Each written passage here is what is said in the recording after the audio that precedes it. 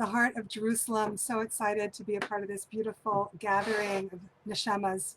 I want to start with words of poetry, and then I'll introduce myself and we'll get into the meat of it. But it's always good to start with poems. So the first one is going to be from Mary Oliver. The second one will be from me. And they kind of feel like mission statements of what I'm hoping to convey in this session together.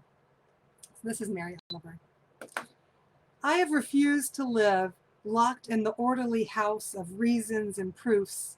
The world I live in and believe in is wider than that. And anyway, what's wrong with maybe? You wouldn't believe what once or twice I have seen. I'll just tell you this. Only if there are angels in your head will you ever possibly see one. Only if there are angels in your head will you ever possibly see one.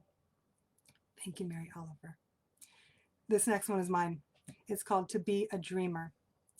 To be a dreamer is to be a ladder, to climb and yet to root, to court the heights and yet to cake the boots with the earthly truth of mud and drudge, to get messy in this mundane maze where every mess can be messianic. Your mission is to be a mansion made of brick and mortar, and yet to know the immortal order that daily forms your base. From basement to spine to highest spire, your job is to inspire the lower to love the higher. And you, lucky you got to be the ritualist that bridges the distances, that weds them both in a holy matrimony of paradoxical grace. Paradoxical grace. Be the quiet vine that climbs to the heights, with roots entwined in the depths. Become adept at spanning that massive stretch with the long, steady march of your breath. And yet, though you be an ambassador of spirit, do not give in to the sin of spiritual escapism, but rather befriend each wretched inch of this embodiment. To confer compassion upon the broken, to listen more than to preach, to reach inward when outer walls are breached. To be a docent of the insides, to sometimes eulogize long-lost truths and burnt trees, to weave in the ancient wisdom with the latest science, to speak up for the value of silence, to teach the world the spiritual technology of how to see the unseen, how to sanctify, how to dream. Yes, your task, to be a diplomat of higher truth in a world wired to be wildly confused. Yes, insist upon ascension, but do not resist the dungeons. Become accustomed to praying with your feet. Seek reconciliation, preach autonomy, be a contradiction, heal with wisdom, be a dreamer, be a ladder full of reach. That's my life motto right there, is let us strive to be ladders bridging the higher and the lower. Let us strive to make yichudim and unifications between those opposites that define us and defy us at all turns, right? It's so hard to be a soul and a body and a soul, and yet that's our work. And every once in a while, we're gifted with these moments when the light comes shimmering through and we actually see the truth of truths, that we are souls within bodies. And those moments are the ones that I just chase after with all my being. And if you're watching this, you probably do too. So preach into the choir here. But that's my hope to convey in our little session tonight, is just a little more fuel for our fire, where we're burning for something higher. We're burning for a deeper connection to the divine and bringing the divine into this very mundane world. So how do we do that? So there's so many ways, right? And you're gonna hear about them throughout this whole festival. But we know meditation, we know song, we know prayer, we know learning, we know dance, we know movement. There's so many pieces of poetry that allow us to connect the divine. My favorite one of all personally is dreaming. Is dreams. You can sit on your meditation cushion for literally months and really not get the sort of experiential plug-in that happens every single night when we're dreaming. The truth of, according to Jewish wisdom and Kabbalah, the truth of what happens when we're dreaming it's astounding.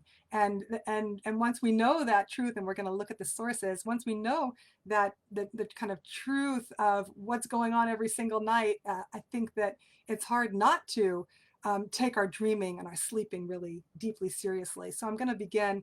I like to be a sorceress with my sources here, because I don't want this to just come from me. I want it to be very clear that the Jewish wisdom is a treasure trove of incredible sources about the importance of dreaming and about the technology, the spiritual technology of dreaming, how to do it, how to not do it.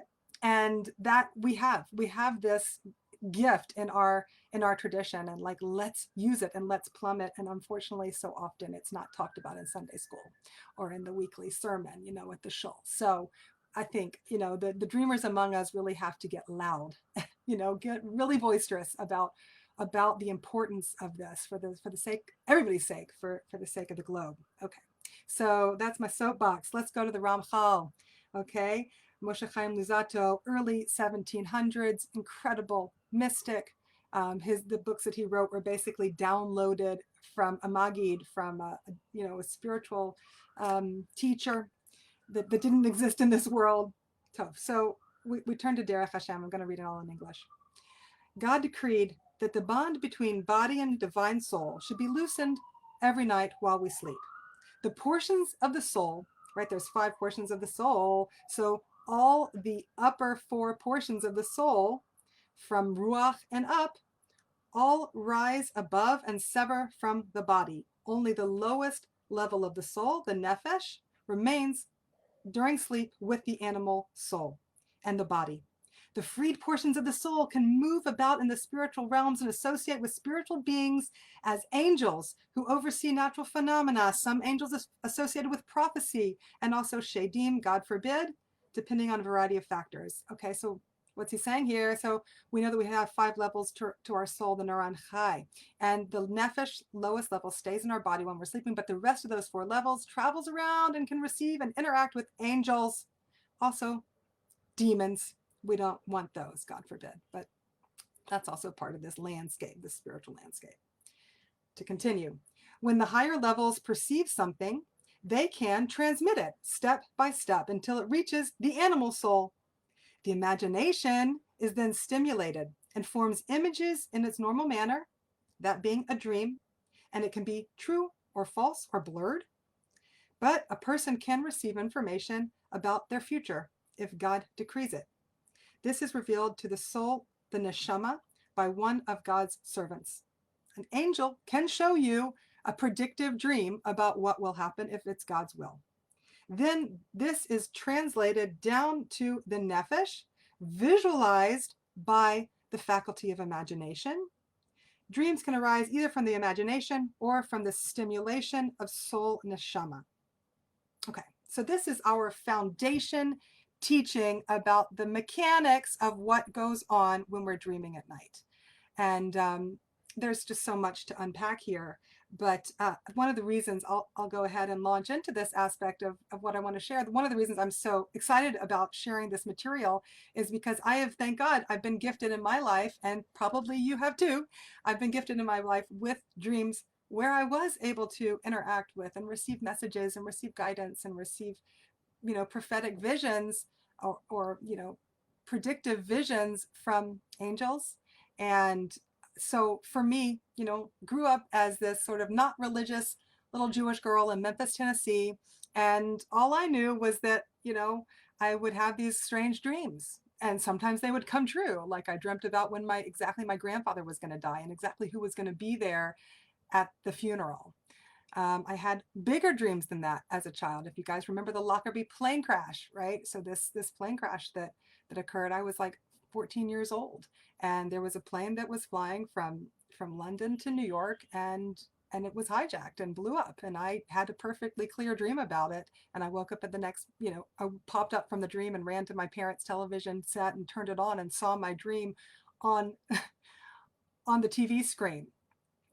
And basically, I just had enough of these experiences in my life that when I finally did make it to Jerusalem, and the rabbis could smell me from like a 5-mile radius, they could smell this spiritual totally, bereft of knowledge, seeking young woman. And they came up to me and they're like, listen, do you know the Jewish take on dreaming, that you have a soul and it goes up and it receives messages about things that are going to come? And I was like this teenager who was like, oh my God, yes, I know that from my own experience. And so my Jewish path and my Jewish learning has just been a continual process of experiencing things and then learning about them in the books, and I feel very gifted that I didn't grow up I didn't grow up learning at all. And every once in a while, I'm thankful for my ignorance, because I've been able to discover through my own experience these tastes of the divine and spiritual experiences that then I'm later able to go and read them in the book and be like, oh yeah, I know that one. And that's clear. Oh, that clarifies this, and that helps me ground in this way. And it's just been an incredibly helpful, holding container for me spiritually along the way. Is our incredible tradition and what it teaches. So it goes on, y'all. And I want to share with you a couple of sources just so that you just know that we're just swimming in them. So we can get into the idea of prophecy. So there's a beautiful teaching. The Midrash Breshit says, the buds of prophecy are dreams. The buds of prophecy are dreams. And Maimonides says, as you are aware, our rabbis, let me get my Maimonides voice on. As you are aware, our rabbis state that a dream is 1/60th of prophecy. And you know that it is inappropriate to make comparisons between two unrelated concepts. And yet they repeated this idea in the Midrash Rabbah, and they said, buds of prophecy are dreams. This is indeed a wonderful metaphor, for just as a bud is the actual fruit itself that is not yet fully developed, just so the power of the imagination at the time of sleep is exactly that which operates at the time of prophecy, in an incomplete and imperfected state. So when we're dreaming, the stimulation of our imagination that occurs is the kind of original bud that has all of the materials needed for the full flowering of the prophetic experience. So that's pretty exciting. So there's something about what happens to us when we're dreaming that is the beginnings of and akin to prophecy. The Baal HaTurim says a dream spelled in full gematria is 84 equal to Zehu Benevuah, meaning that's through prophecy. Right? The Talmud, Brachot, sleep is 1/60th of death and dreams are 1/60th of prophecy. Okay, we could just go on and on. Predictive dreams, right? Rabbi Yehuda HaChassid, whatever will happen to a person, be it good or bad, is shown to her beforehand in dream symbolism. Whatever happens. The symbolic imagery of dreams may be compared to sign language. When a person is traveling to a foreign country, he will meet people whose language he does not understand. They'll communicate to him through sign language, much like we communicate with the deaf. A sage can discern what he is being shown in his dream and why it was shown to him in these symbols and what the symbols stand for. So the sagely among us, it also says that a dream not interpreted is like a letter unread. We're receiving information, and we're receiving invaluable information if we but take the time and the care to start to parse it and to try to understand it. So one way that we need to work on doing that is to make a ladder of ourselves, right? I was doing a class and on dreams, and I said, raise your hand if you've ever had a dream with an angel in it, like an actual angel, and nobody raised their hand in the room. And I was like, okay, everybody raise your hands, because you have all had a dream with an angel. You just don't remember, right? You're not, the key is to have all the rungs of the ladder working well and in harmony with each other, right? So the goal, like the Ramchal says, is to receive the information up here, but if you're not translating it down through the levels using your imaginative faculty and the sign language of understanding the language of the soul, then you're never going to receive it down here at the nefesh level. So that is the goal, is to have a really sturdy ladder, to be a ladder full of reach that's able to reach up, but then also to bring it down. And that's where we really get into this place where, in order to be a spiritual person, we have to be very grounded. We have to be very embodied, actually. And it's not just this flu stuff. It's actually very high. But if we have the right vessels to hold it and to bring it down, usher it into the world, then we're able, to do the the highest work imaginable. And I think the biggest goal is to, on the largest level, is to bring back the prophetic experience. Certainly, we have teachings about the return of the Jewish people to the land of Israel. One of the understandings is that once the majority of the Jewish people are back in the land of Israel, which is like any day now, it's very soon. When that happens, then the prophetic experience will, please God, be able to happen again. So we're on the verge of a really exciting time when we're able to receive higher messaging. Now, the challenge of that is that a lot of people who are dreamers or who are spiritualists are not grounded, and it's a problem. And so I just want to say this really loud and clear to all the dreamers among us is we have to be grounded. If we're really wanting to do this high spiritual work, we have to be grounded, like having our relationship straight and our selfhood straight and our livelihood. Being grounded in this world is what allows us to really anchor in the highest material that we want to bring in. So it's really crucial. And here I want to kind of jump over to Rosh Hashanah, right? So Rosh Hashanah, here we are, like leading up to this incredible opportunity that we have to chart the course of the rest of our year right here with Rosh Hashanah. And we talk about Teshuva, Tefillah, Tzedakah, the three forms of avoda that we're doing right now, right? We have prayer and we have giving tzedakah, and then tshuva is really interesting, right? Because we can look at it as I want to get all my relationships straight. I want to say sorry to whoever I need to say sorry for. There's a lot of a very worldly, material, productive work in tshuva.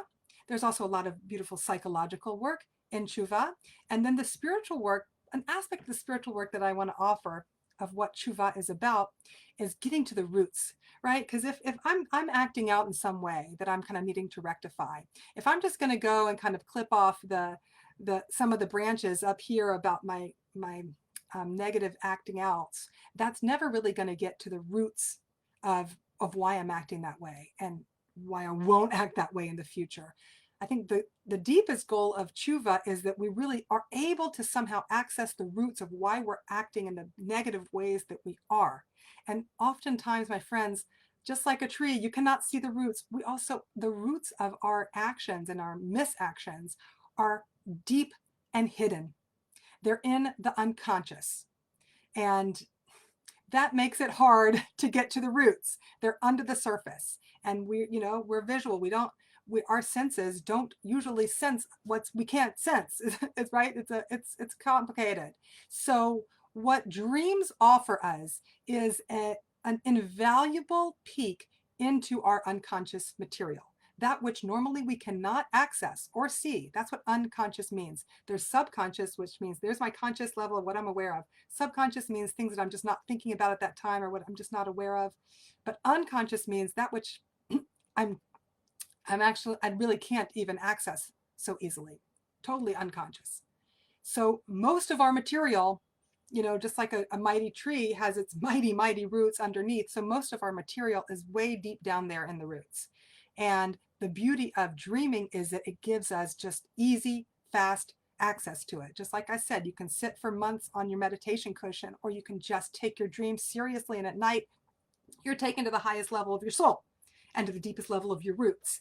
And once you can learn the language of the dreams and what does a bike represent in my unconscious self? And then I know that when I see a bike, it means this and that and the other. That's not available to my conscious mind. But once we learn the sign language of the soul, the language of the soul is symbols. Okay? Siman Tov and Mazel Tov. What do we do at Rosh Hashanah? We have these weirdo foods that are symbolic. We eat symbolism. We're nourishing ourselves on Rosh Hashanah on symbolism, because symbolism is the language of the soul. And if we really want to get at our roots of what is going on in our lives and how to anchor in the highest, we need to be in touch with the lowest and the deepest and the indecipherables. We need to strive to understand them. And it's very incredibly rewarding when we do. And so that I really want to encourage us all and bless us all that this Rosh Hashanah, we should just imbibe those simanim, those symbols and those signs and the food that we're that we're bringing in to realize that this is us doing our psycho-spiritual work par excellence at Rosh Hashanah, where we are accessing our souls. And I will add that during the Chagim, many of my prophetic dreams and predictive dreams have happened during Chag nights, whether that's Sukkot or Rosh Hashanah. I've had some Sukkot. I've had some of the most incredible, dreams that I've been gifted with have been on Chag. So because we're just so open, we're so cleared out and cleaned out that we're really able to have that clear ladder on the Chagim. So this is a huge opportunity to pray it down. And of course, we know that also during the Chagim, the high holy days, we have a special section where we're supposed to like pray about a negative dreams that we've had, and kind of pray for them to be cleaned out and for good outcomes to come, right? So that's another aspect. There's so many aspects we could touch upon here, but understanding the symbolism is a huge one, and then interpretation based on that understanding of the symbolism of my dreams, and then interpreting for good, knowing that the interpretation of the dream is at the end of the day always within our hands to decipher.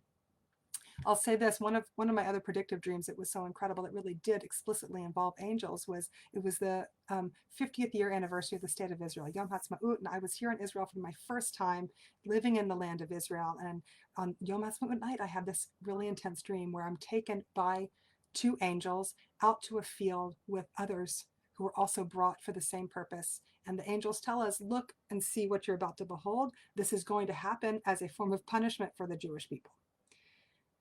We look up into the sky and we see a big plane flying overhead, and it crashes into the field and everybody dies. And I'm like, and the dream ends. And I'm like, oh my God. The rest of the day I was a mess, because I was like, this was like a real dream. I knew by this point when I was having a real dream and when I was having just whatever dream. And, there was an angel, and like there were aspects that, when you know it, you know it. That's what the Jewish sources actually say, is like, how do you know when you're having a real dream? That's all you can say. So I knew that this was a real dream. I was very freaked out about it, very upset about it. And finally, at some point during the day, all these planes are flying overhead because it's Yom Ha'atzmaut, and they're doing all these plane exercises. And I go into the back room of the house, and I just, for like 45 seconds, I do the deepest prayer of my life. And I just pray from the depths of my neshama, please God, just don't let it be a big plane. And nothing happened all day. And I was like, okay, well, either my dream meant absolutely nothing, or maybe it worked, and who knows? That's another, unfortunate part of dream, is like, who knows? So I was that Shabbat, I was sitting with some friends, and I told them about my dream, and they're like, but don't you know actually that on Yom Ha'atzmaut there was a plane crash. It just wasn't a big plane. It was a 2-seater with a man and a woman in Israel. And, and for me, this was like a really big lesson that we are shown dreams, not that they need to come true that way, but that we can be co-creators and, activated to act through our prayer or in other ways to make sure that negative thing does not actually occur. So we are given dreams sometimes in order that we should interpret them for the good, or pray that they not happen, or give the message to a friend, right? We're given dreams not just as like a passive, oh, God's showing us this is what's going to happen, but as an active invitation for us to be co-creators and partners with reality and bringing a better reality into being. And that can be on a personal level, and that can be on, a national and a global level if we merit. And so that's, just a little taste of some of my own experiences with angels, and with a sort of like a prophetic spirit where we are able to access information, hitherto unseen and unseeable information. I'll tell you a story that I just read like 2 days ago in the book Bringing Down Dreams. It was about Rav Kook, who was the first, chief rabbi of Palestine, of Israel, and he's friends with Ariel Levine, Rabbi Ariel Levine, who's understood to be the tzaddik of Jerusalem. He's this really holy man, and Rabbi Ariel Levine had a son, and that son had a wife, and that wife got pregnant. And this was 1939, and apparently there was a big massacre of Jews in 1939 that this wife witnessed, and she just went into total shock and trauma and went into a coma. And so she's in the hospital, and her husband's in the opposite room praying and and learning, and just they're worried. They don't know if she's going to live, if the baby's going to live, just because of the trauma of she's in this paralyzed state. And all of a sudden, the husband sort of nods off as he's learning, and he has a dream.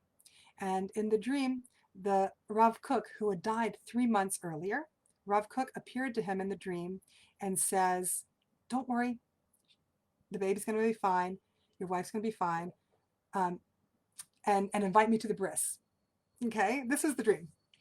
And then the husband forgot about the dream, and the wife got better, and time went on, and finally the baby is born, and sure enough, it's a boy.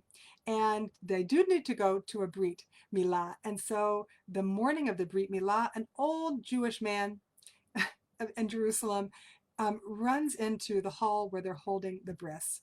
And he says, "You won't believe this, but this morning I had a dream. And in my dream, Rav Kook came to me, and he was dressed in his finery, his holiday finery. And I said, 'Why are you all dressed up?' And he said to me, 'I'm going to the bris of someone in our family.' And so I woke up from the dream, and I ran over to the widow of Rav Kook's house, and I asked, 'Are you having a bris?' And she said, 'Well, Ariel Levine's grandson is having a bris, and they're like family to us. And so I ran here to tell you about this dream.' And of course, at that moment, the father remembers that he had had the dream of Rav Kook telling him everything was going to be okay. And so, of course, they named this child after Rav Kook.